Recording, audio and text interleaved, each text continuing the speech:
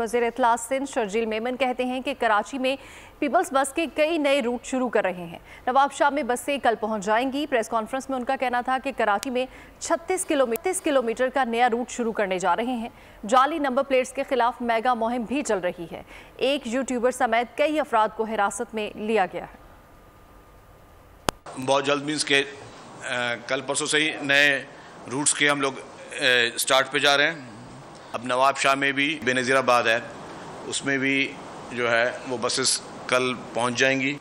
एक और रूट शुरू करने जा रहे हैं हम लोग, जो कि 36 किलोमीटर तवील एक रूट है और वो सादी टाउन से लेकर टावर तक ये रूट शुरू होगा, जो कि बड़ी बड़ी अल आसिफ स्क्वायर और ये सारी जगहें जो है ये सारा कवर करेगा। जो भी फेक नंबर प्लेट्स हैं जो लोग लगा के गाड़ियों में घूमते हैं, उसके ख़िलाफ़ मेगा एक्शन जो है वो हमने शुरू किया है।